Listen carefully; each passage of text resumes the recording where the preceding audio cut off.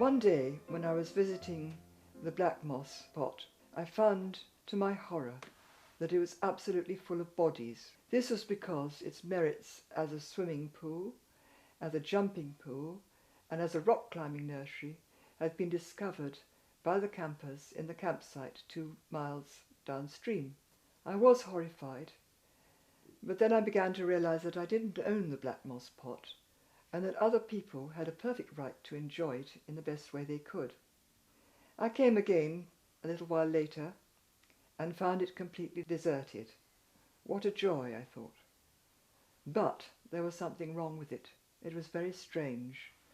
The water was clear and very still, the colour of the rocks under it were just as magical, and the depths were even more clear. But the ripples that cast these amazing grid patterns of light, they were just not there. This was because it was a long, hot, dry summer, and the water in the beck was very low. Although it fell over the waterfall at the other side of the gorge, it didn't create enough ripples to cause the grid patterns in the main chamber of the pool. Then a single lady swimmer began to swim into the pool from the shallow end. Instantly the ripples came back and the magic was restored. I simply had to paint her.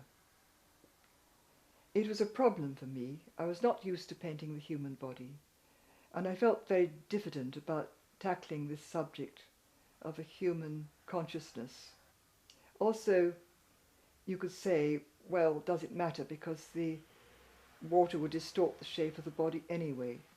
Well, yes, it does matter, because you want to distort the body in the way that the water would have distorted it, and not in the way that you would have distorted it just because you were bad at drawing. The eye can always tell the difference about these things. So eventually, after a lot of struggle, I produced this painting, but I wasn't happy with it. I put it away in a portfolio and showed it to nobody.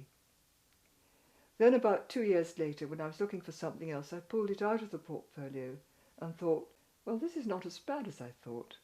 So I showed it to some of my friends, and they liked it. And eventually it became the cover for my book, Painting Water in Watercolour. So after that, I started painting swimmers in the pool, and I even painted jumpers. There was only one thing left to paint, and that was, of course, myself. Painting is a very strange business. All sorts of things go on in your mind while you're doing it. You can be thinking about what you're doing, trying to analyze, trying to work out, trying to listen to different voices in different parts of your head saying, do this, do that. But just occasionally, just sometimes, it happens that something else takes over and organizes it all for you. At these times, you no longer feel that you are wielding the brush. You feel that you are the brush. It's an experience of great ease. Everything flows, everything fast, very quick, and it's an experience of great joyfulness. Many, many people have had this experience in all walks of life, scientists, athletes, artists, and it's described in various ways as the zone or a peak experience.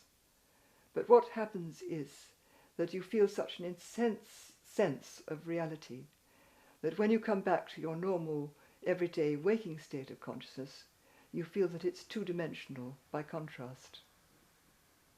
This painting is what made it happen for me, and it really was such a privilege.